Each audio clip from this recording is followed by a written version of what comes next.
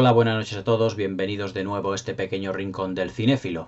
Vamos a volver a la sección de los grandes musicales de la Metro-Goldwyn-Mayer porque os voy a hablar de una película que es muy especial para mí. Es un film que además me lo habéis pedido en varias ocasiones, tanto en mi correo electrónico como en los comentarios de otras películas, y es una película que a mí pues directamente me toca mucho el corazón. Y me toca mucho el corazón porque era una de las películas favoritas de mi padre. Con esta película yo no sé cuántas veces la vi con mi padre, le encantaba ver este film, le encantaba la pareja protagonista, le encantaba la música, realmente magistral, todo hay que decirlo, y todas las personalidades que salen en esta película, que además inauguró un nuevo tipo, un subgénero dentro del género del musical. Dentro de la sección de los grandes musicales de la Metro-Goldwyn-Mayer, la estrella de las que os voy a hablar esta noche tiene una importancia capital para entender ya no solo el Hollywood clásico, sino para entender por qué era grande Hollywood, por qué era una serie de productoras que hicieron grande el séptimo arte allá por los años 30, los años 40 y los años 50, que es lo que se considera pues la época dorada de Hollywood. Y la época dorada de Hollywood va ligada además al género musical y son prácticamente dos cosas que son inseparables: época dorada de Hollywood y el musical de la Metro-Goldwyn-Mayer. Como os he dicho muchas veces, la Metro-Goldwyn-Mayer pues era una de las grandes productoras dentro de los años 30, 40 y 50, y dentro del género musical la Metro-Goldwyn-Mayer sin duda era la número uno.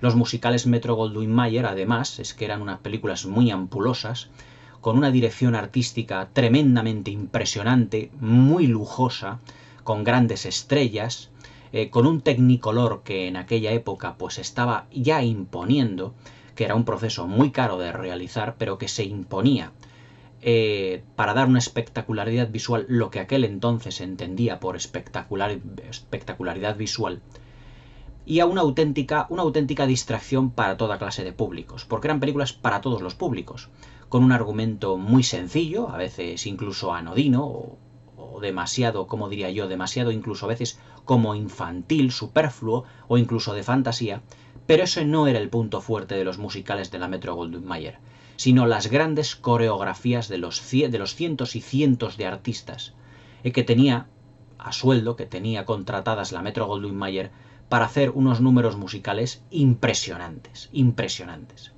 que nunca se han vuelto a ver desde que la Metro-Goldwyn-Mayer pues prácticamente dejó de producir este tipo de películas, cuando ya a finales de los años 60 pues cambió por completo todo lo que fue la caída de los grandes estudios, la caída del Star System, pero caída no porque evidentemente no se fueran a la quiebra, sino porque los gustos, los directores y sobre todo el público pues cambió un poco el chip, y ya Hollywood pues ya no fue nunca lo que realmente había sido.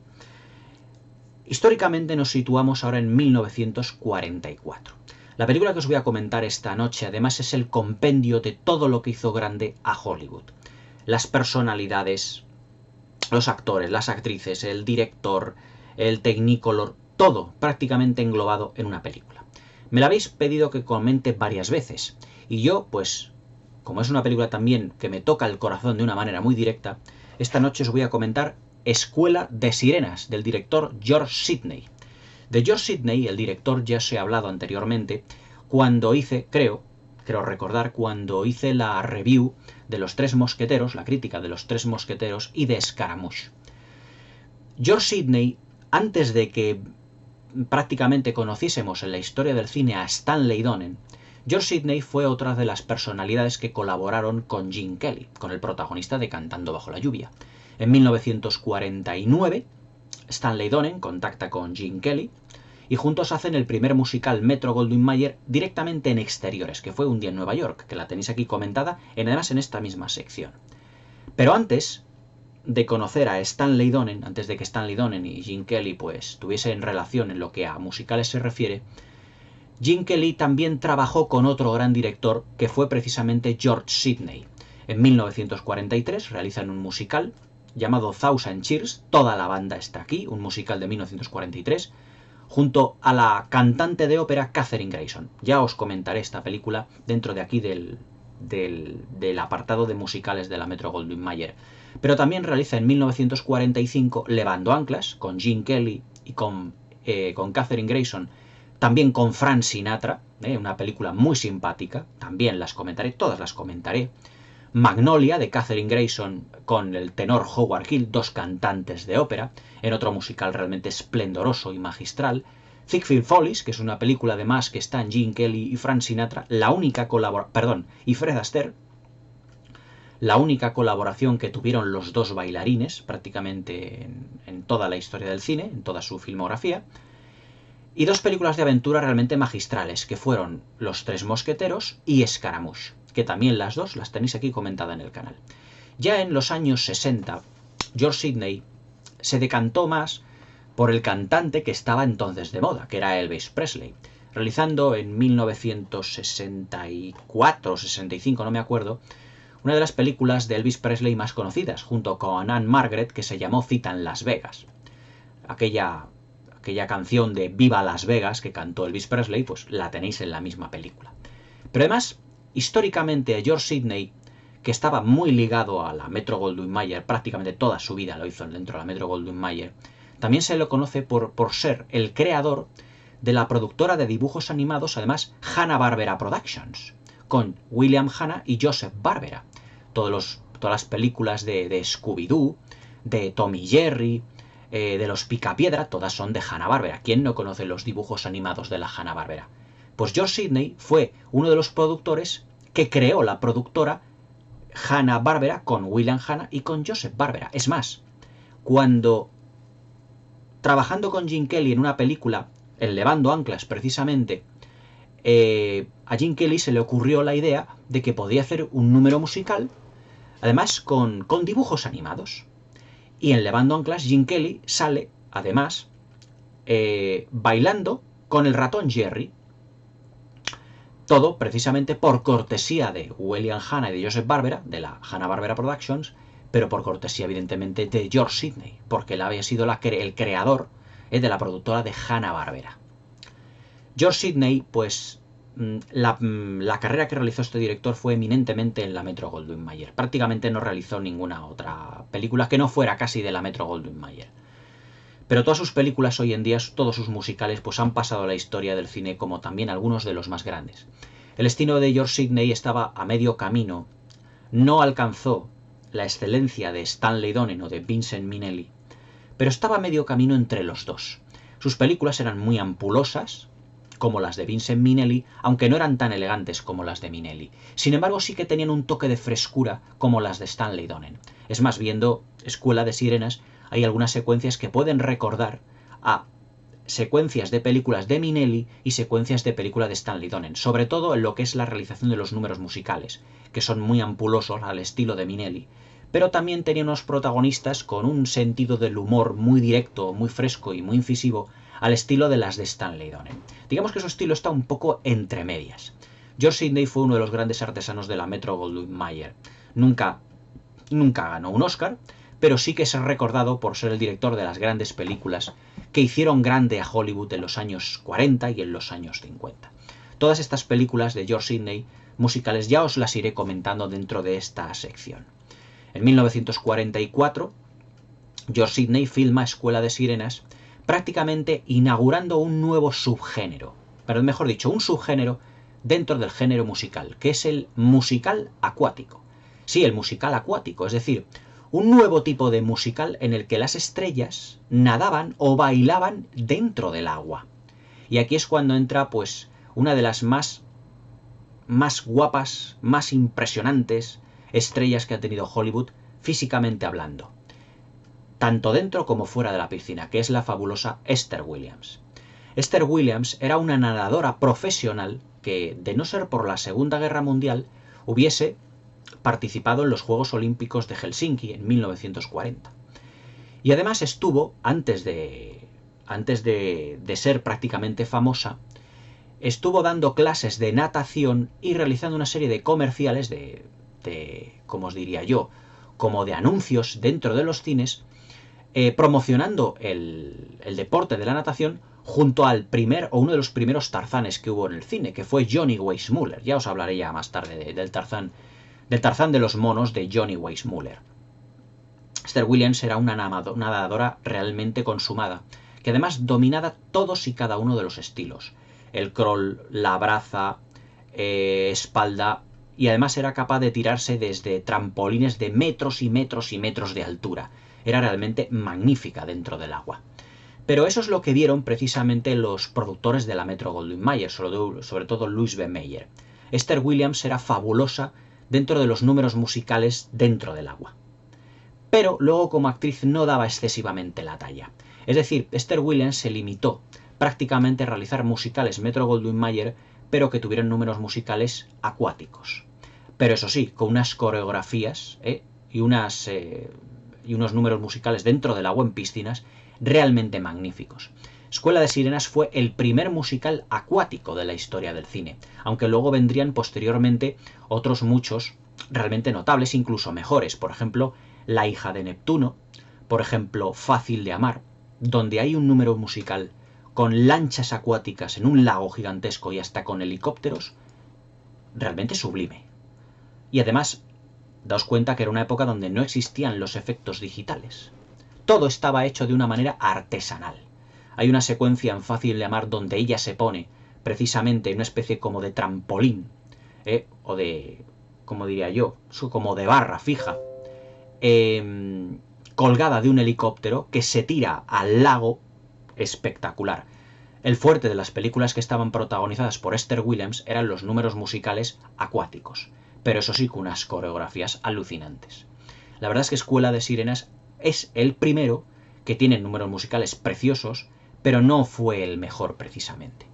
Dentro del musical Metro, además, en Escuela de Sirenas, también nos encontramos, además de Esther Williams, que después de romper el contrato con la Metro-Goldwyn-Mayer, intentó forjarse una carrera como actriz independiente, pero que ya no lo consiguió tanto, porque el público estaba ya muy acostumbrado a ver a Esther Williams dentro del agua, en películas musicales, y ya no fue el impacto lo mismo. Posteriormente ya se retiró del cine, ya en los años 60 se retiró del cine, porque los musicales acuáticos de Esther Williams fueron los años 40 y los años 50.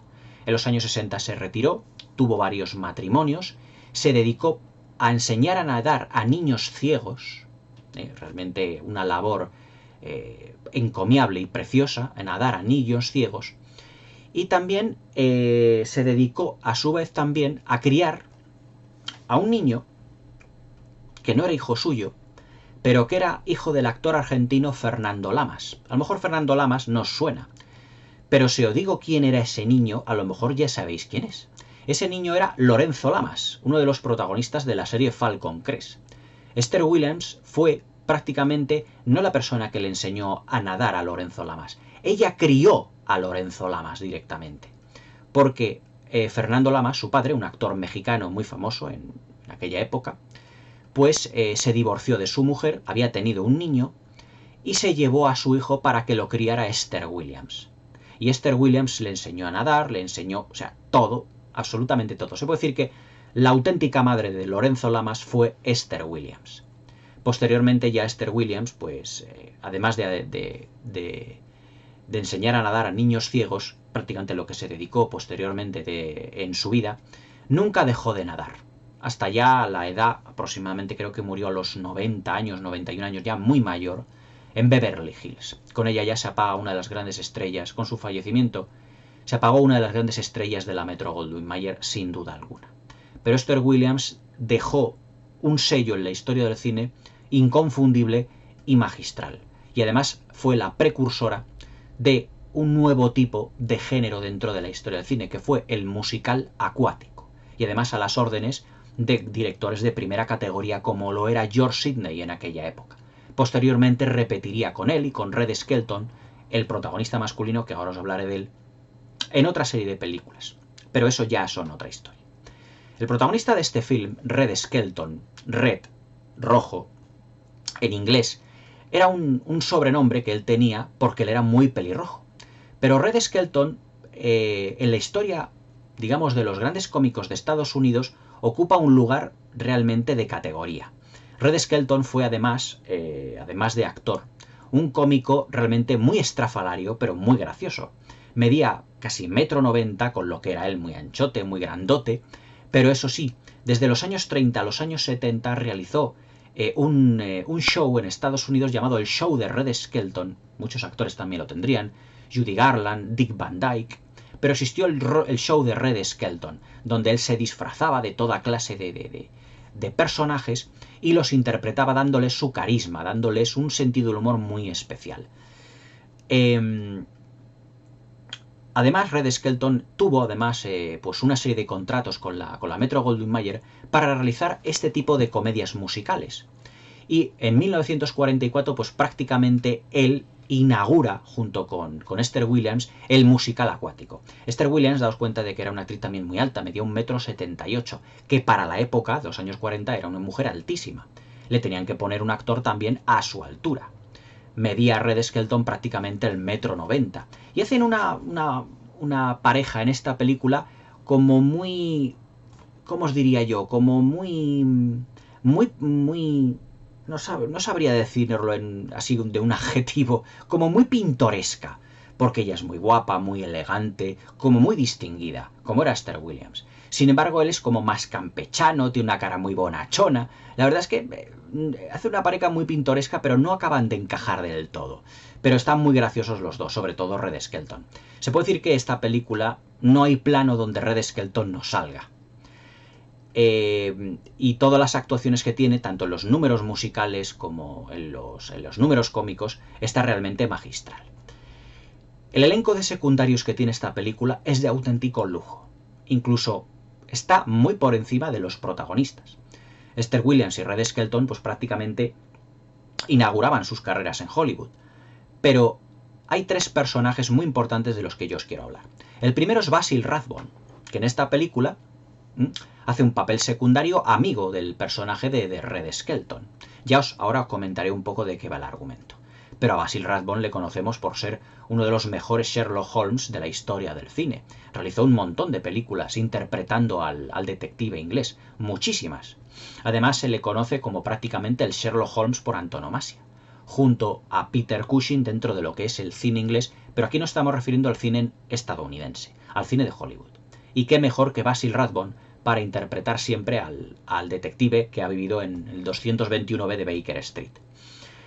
Pero a Basil Rathbone, además, hizo otro tipo de películas de serie B, de suspense, de terror, junto a Boris Karloff, junto a Bela Lugosi. Se le conocía además por ser uno de los actores del cine de suspense y de terror y de serie B de aquella época. En la película, por ejemplo, Ed Wood, de Tim Burton, cuando Johnny Depp llega a casa y le dice a Sarah Jessica Parker, a su novia, dice: he contratado a un personaje, a un actor del género de terror. Y dice Johnny Depp, dice: adivina quién es, y dice Sarah Jessica Parker: Boris Karloff. Y dice el otro: no.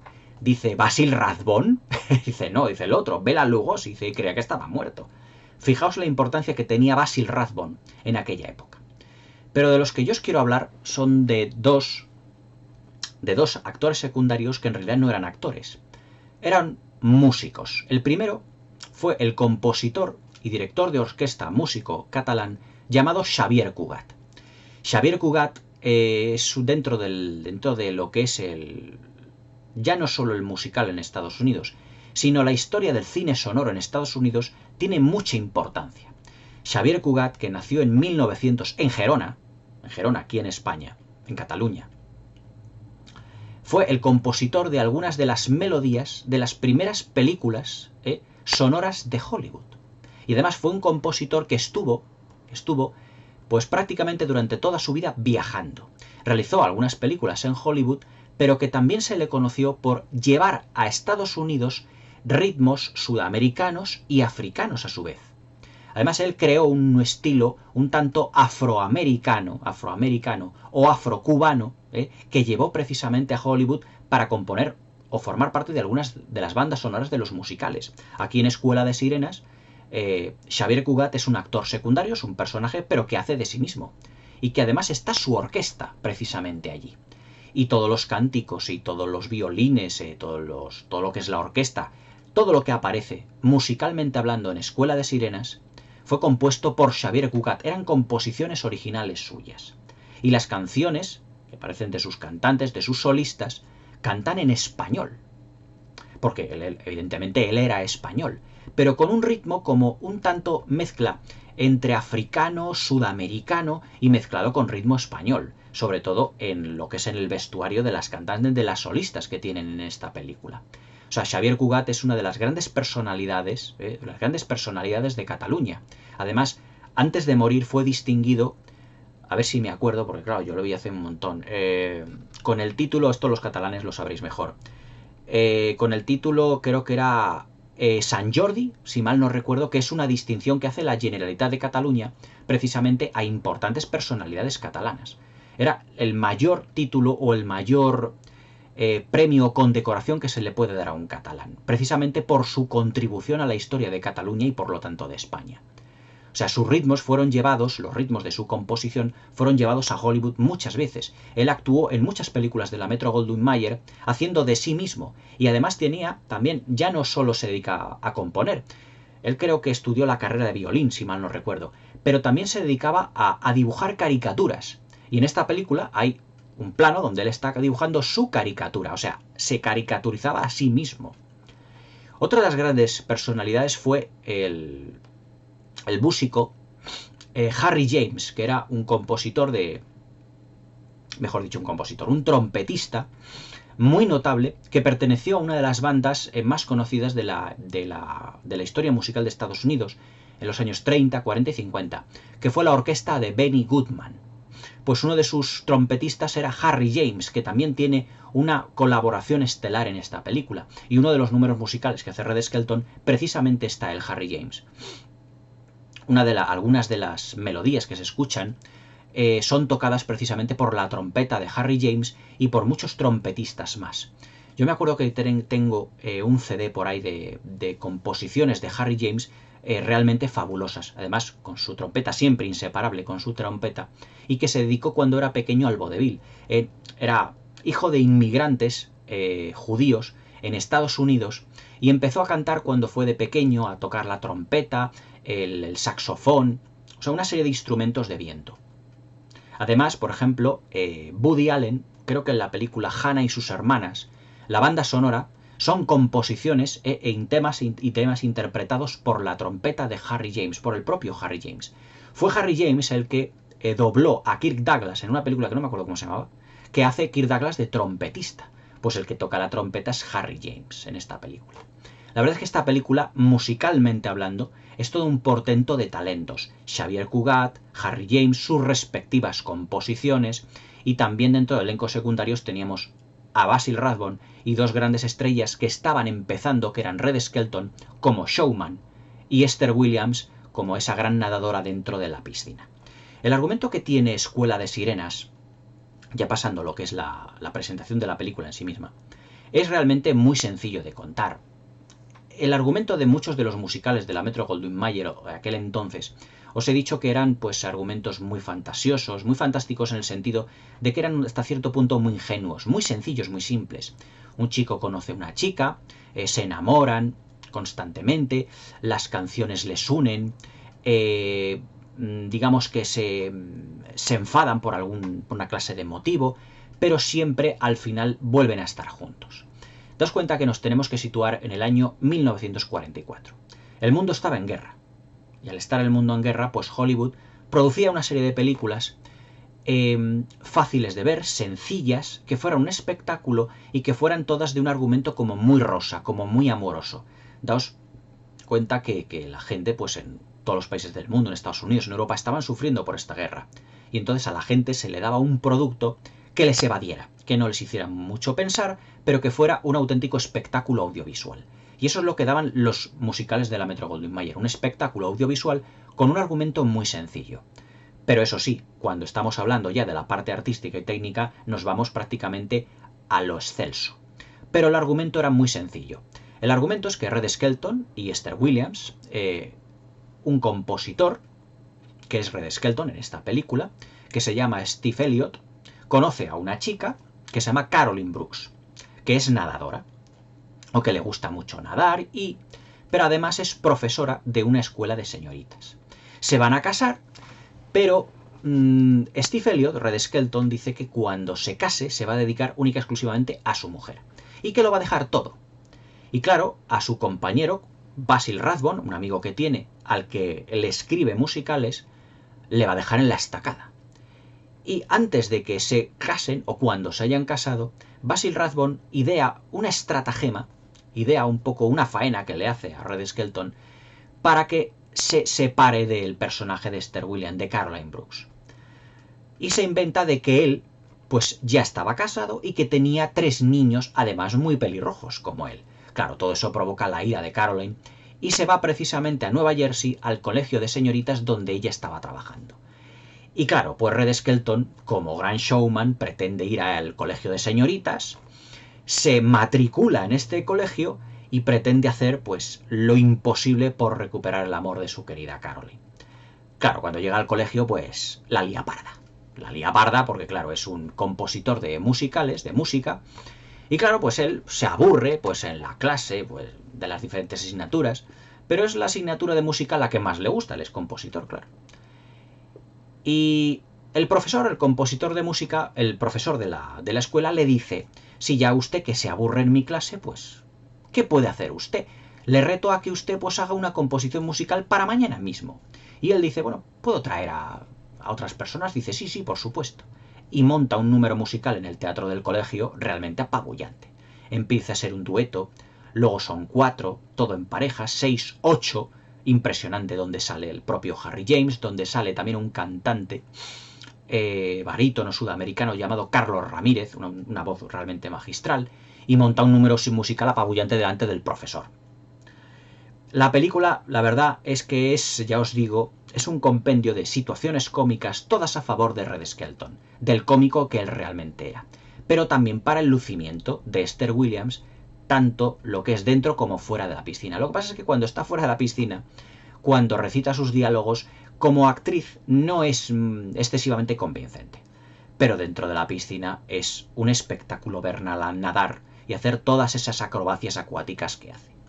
La película, artísticamente hablando, estamos hablando de la Metro-Goldwyn-Mayer, con todo lo que ello implicaba. Es decir, una puesta en escena ampulosísima, en unos decorados que se realizaban en unas naves gigantescas, con unas piscinas enormes, sobre todo lo que es el número musical final, donde hace una coreografía con todas aquellas nadadoras, que ella sale como si fuera Venus, todo rodeado de luces, y con un número musical dentro precisamente del agua, donde van girando una serie de aros compuesto por chicas dentro del agua, que se rodó en 3 planos magníficos, y todo ello pues por la gran categoría que le daba el Technicolor de la época.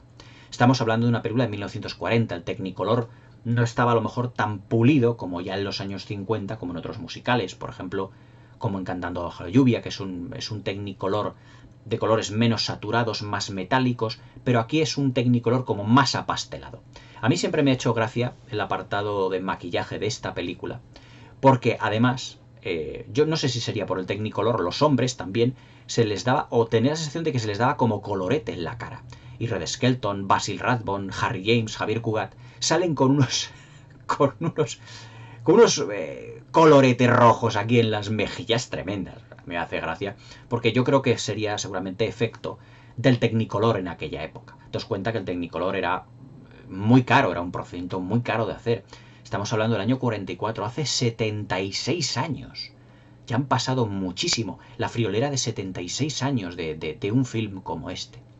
Pero lo que realmente importa de esta película es la banda sonora, el musical, propiamente dicho, y las coreografías acuáticas.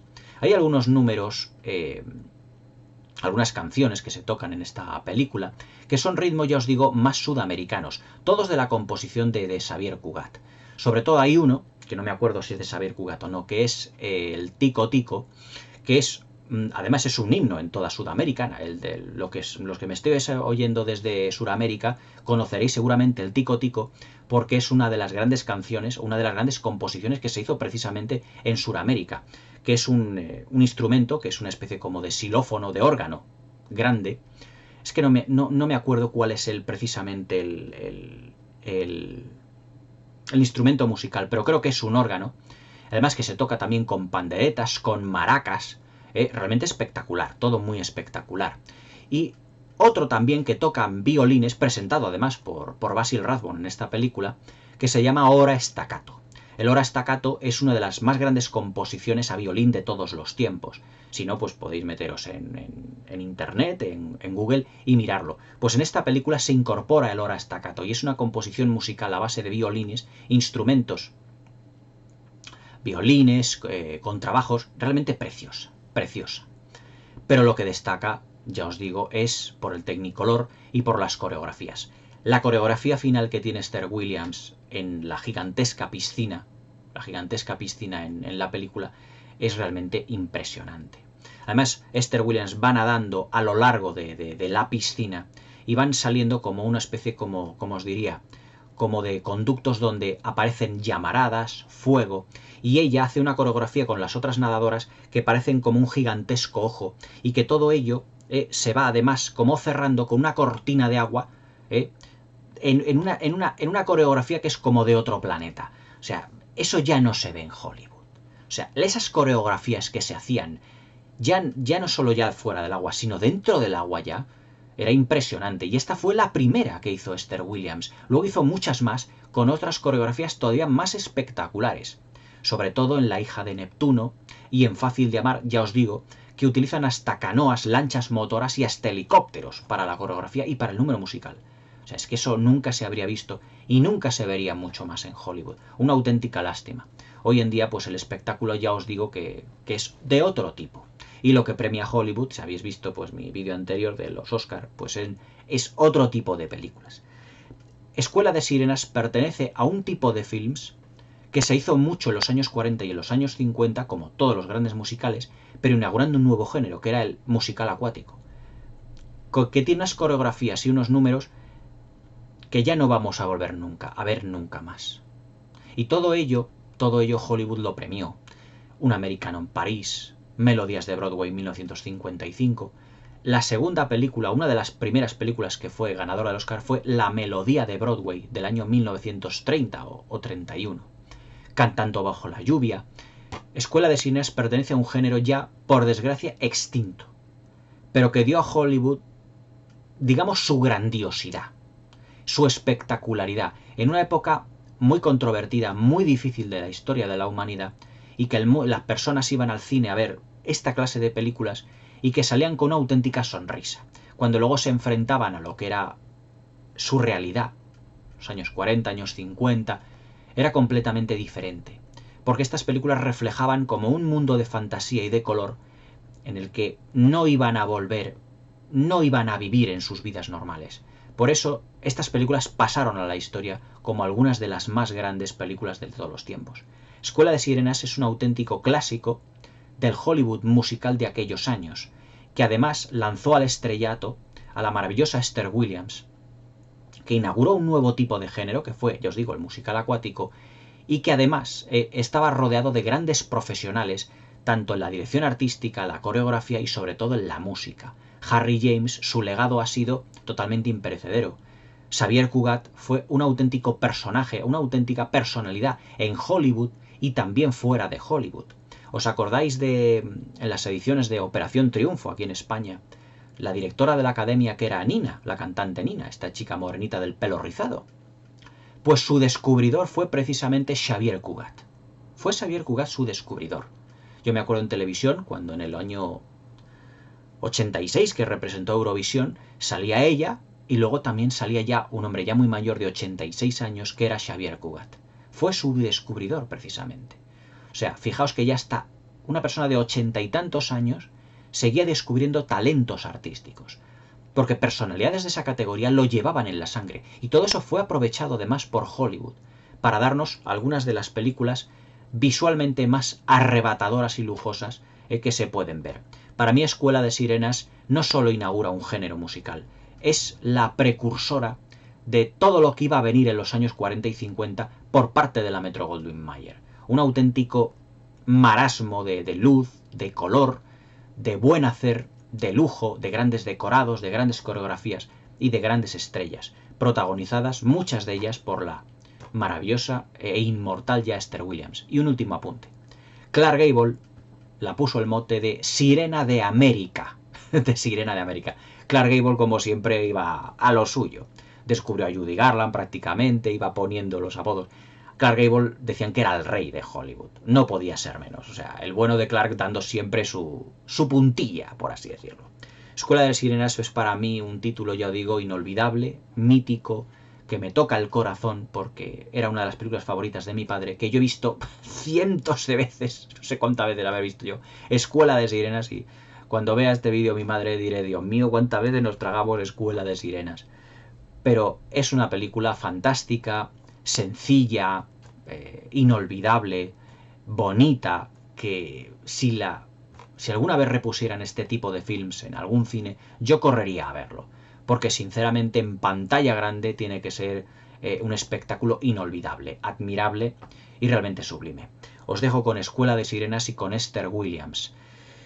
Si me hacéis un favor, buscaros películas de Esther Williams y sus musicales porque no vais a ver nada igual. Ya os iré comentando dentro de esta sección películas de este estilo porque los números musicales que vienen aquí no se han vuelto a filmar jamás ni se volverán a filmar nunca.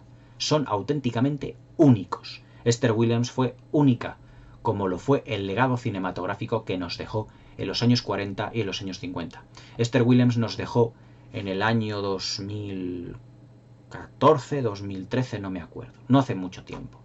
Murió en la cama con 91 años, de mayor ya.